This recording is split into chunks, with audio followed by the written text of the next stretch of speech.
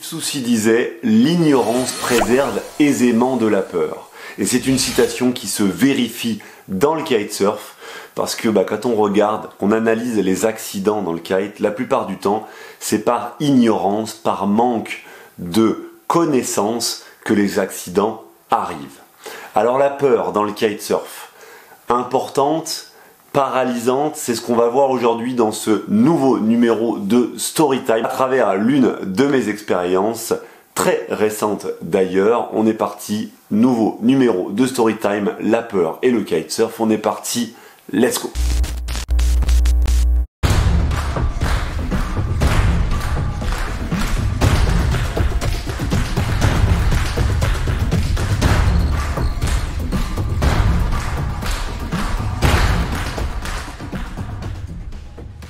Salut Sébastien LAB et bienvenue dans ce nouveau numéro de Storytime. Alors si tu ne me connais pas, si tu es nouveau sur la chaîne, je me présente, Bastien LAB, ancien pro rider kitesurf, professeur DPS, préparateur physique, coach sportif et coach kitesurf privé. Je fais sur cette chaîne des vidéos dans l'objectif d'améliorer tes connaissances, d'améliorer ton expérience en kitesurf, en glisse, en wing foil, en foil, etc.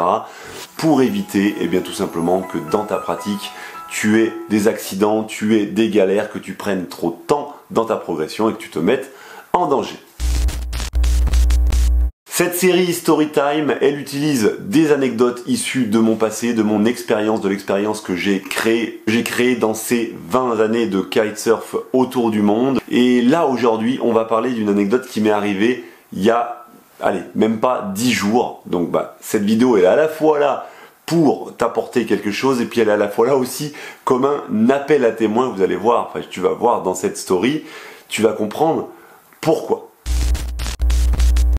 Alors si t'es nouveau, t'hésites pas à rejoindre la chaîne et à t'abonner juste en dessous, à lâcher ton petit like, ton petit commentaire pour faire connaissance et te présenter. Bienvenue, et puis donc on est parti. Perdre plus de temps, je te raconte ce qui m'est arrivé la semaine dernière et tu vas voir, c'est quelque chose d'assez hallucinant. Alors, je suis à Palavas, je vais faire du kite, il est vendredi soir, je viens de passer une semaine chargée et ils annoncent une tempête, en gros, une grosse tempête de vent du nord, entre 30 et 50 nœuds en rafale, et je me dis, je vais y aller.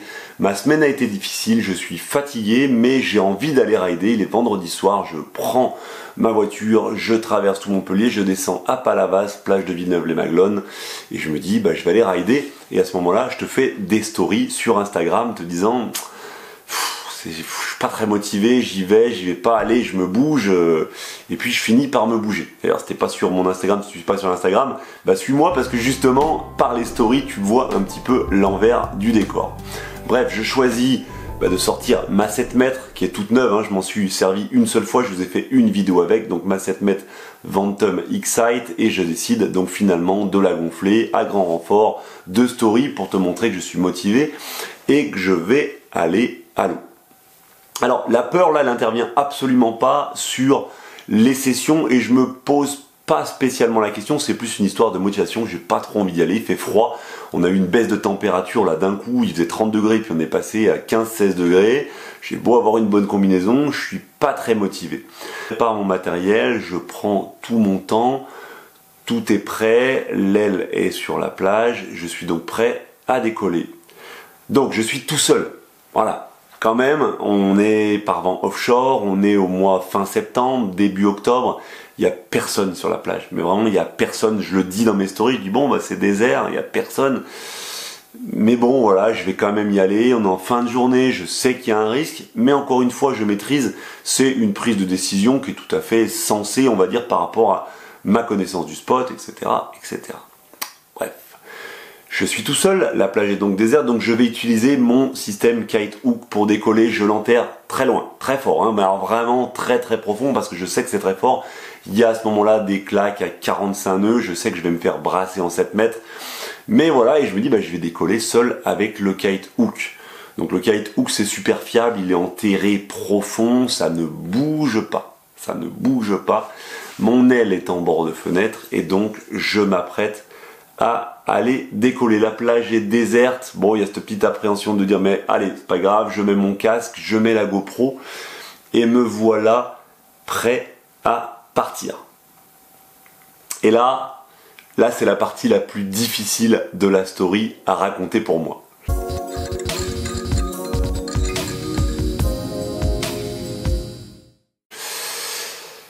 Voilà, 20 ans d'expérience, tout type de situation rencontrée en kitesurf, et pourtant il m'est arrivé ce qui m'est arrivé et que je t'explique maintenant.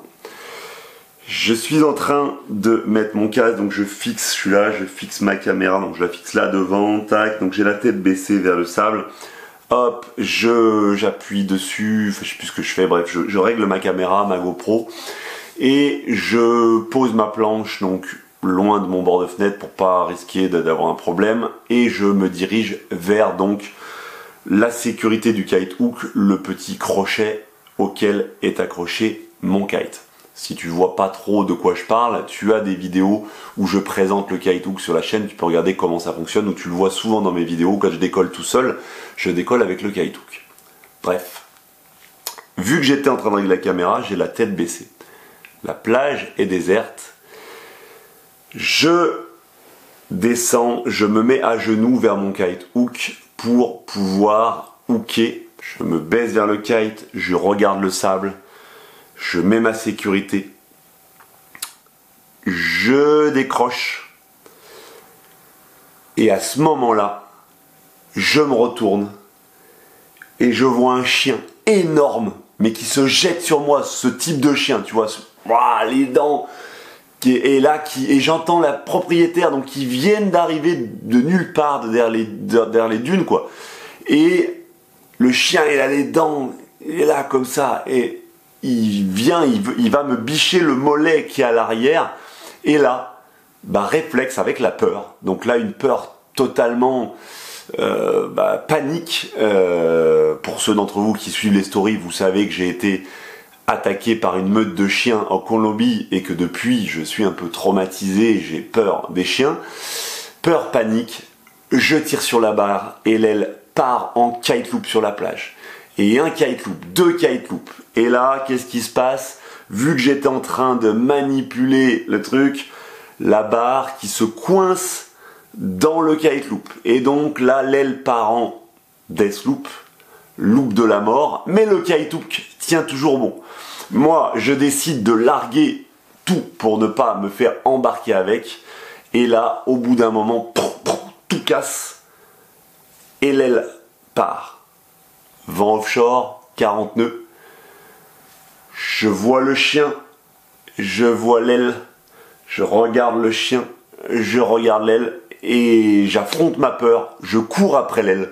Voilà, instinct primaire, totalement débile, hein, parce que l'aile, vous, vous doutez bien qu'à la vitesse, en prenant un kite loop, elle est partie.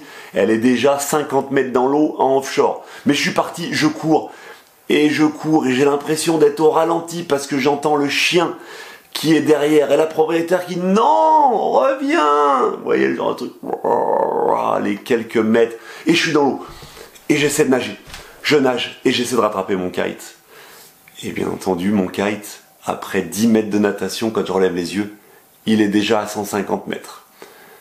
Ma X-Sight, toute neuve, 7 mètres, mais neuve, elle est perdue, elle est au large. J'appelle direct, je sors, et là j'oublie le chien. J'appelle direct la SNSM, voilà, ne vous inquiétez pas, kite au large de Palavas, avec sa barre, avec tout ça. Je suis bien sur la plage, je viens d'être attaqué par un chien, et le chien, eh bien, m'a fait faire une erreur de barre qui a fait que le kite est parti. Malgré toute mon expérience, malgré toutes les précautions prises, malgré une procédure de décollage respectée à la règle qui est normalement 100% safe, eh bien la peur de quelque chose, d'un élément extérieur, m'a fait faire une erreur que j'aurais jamais fait habituellement et m'a mené à cette catastrophe-là. Donc c'est le moment là où je fais le petit appel. Si jamais vous trouvez une Ventum kiteboarding, donc ça date d'il y a 10 jours, elle est certainement déjà arrivée quelque part, elle a certainement déjà été repêchée quelque part. N'hésitez pas à me contacter juste en dessous. Elle est noire et orange, Ventum X-Sight 7 mètres avec la barre accrochée au bout, etc. elle a dû échouer quelque part. Si j'en crois l'orientation du vent, elle est partie en direction de Marseille, Nice, Cannes. Voilà, on ne sait jamais. On n'hésite pas, on me met un petit message en dessous, ou un private message ou commentaire. Je suis à la recherche de ma Bantam X-Sight. Bon, voilà, c'est con. Au moment où je vous offre un quiver, c'est moi qui ai besoin d'un quiver. Alors vous inquiétez pas, je vous offre toujours votre quiver et heureusement, on me remplace mon aile perdue. Enfin bon, voilà, tout s'est arrangé. Mais si jamais j'arrive à la retrouver, je suis preneur.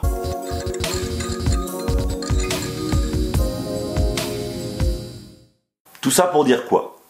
Tout ça pour dire que quel que soit votre niveau, quelle que soit votre expérience, prenez toujours en compte la peur comme un élément qui peut être paralysant.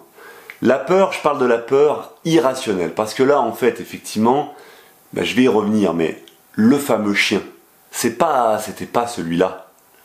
Le fameux chien, en fait, c'était plutôt celui-là. Et la peur, elle était totalement irrationnelle. Mais de par mon expérience et de par mon vécu, cette peur irrationnelle, elle a pris le dessus. Alderetz disait, de toutes les passions, la peur est celle qui affaiblit le plus le jugement. Et là, je suis 100% d'accord, mais en parlant de la peur irrationnelle, de la peur qui n'est pas maîtrisée. Alors, quelles conséquences, quelles conclusions on peut tirer de ça? Eh bien que la peur, elle peut être amadouée, que la peur, elle peut être travaillée, et qu'une fois amadouée, elle va amener de la sérénité, et que cette sérénité, elle va pouvoir permettre de transformer cette peur en action, et en bonnes actions.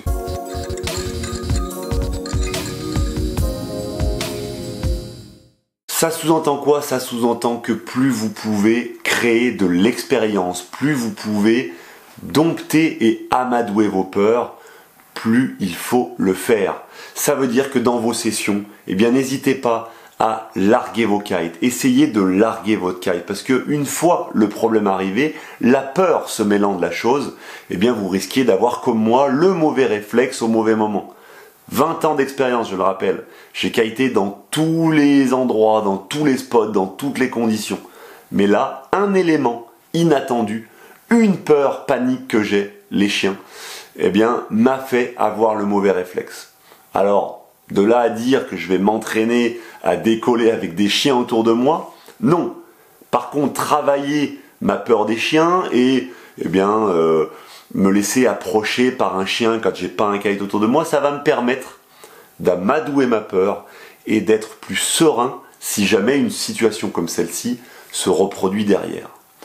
Donc, kiter dans des conditions de vent fort, de plus en plus fort, quand on a progressé, peut être une manière d'amadouer sa peur du vent fort. Par exemple, j'ai des élèves qui étaient dans une peur panique du danger du kitesurf, et les faire kiter dans du vent un peu plus fort leur a permis de, on va dire, contrôler cette peur et de la transformer en expérience.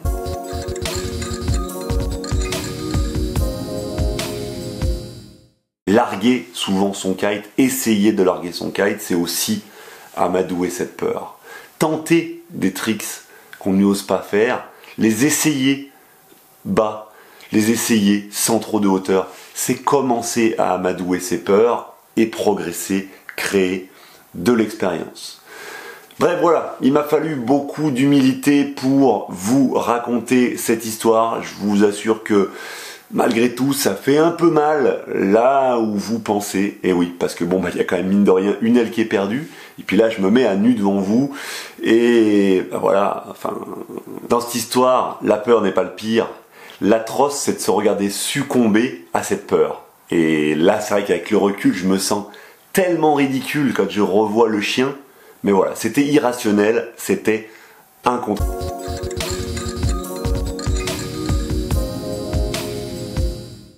Voilà, donc je terminerai cette vidéo de nouveau avec une petite citation, elle est de François Mitterrand, et qui disait « Le courage consiste à dominer sa peur, pas à ne pas avoir peur. » Et ça, gardez-le en tête. La peur, elle est là, elle est bien. Elle est là parce que vous êtes informé des dangers et parce que vous savez qu'avoir peur est nécessaire pour progresser. Mais par contre, essayez d'amadouer cette peur, ayez le courage d'aller chatouiller cette peur pour l'amadouer, la transformer en sécurité, en sérénité. Vous le savez, c'est le maître mot sur Elabé. Voilà, bah écoutez, fin de cette story, ça n'a pas été facile pour moi, mais voilà, je trouve que c'était important de partager ça avec vous. On n'oublie pas, malgré tout, malgré les peurs, malgré tout ça, on fait un superbe sport, c'est le régal, la glisse, c'est des sensations de folie. Life is a beach, alors on se prend pas la tête et on en profite. Je vous dis à très bientôt pour la prochaine vidéo. C'était Bastien, ciao, bye bye.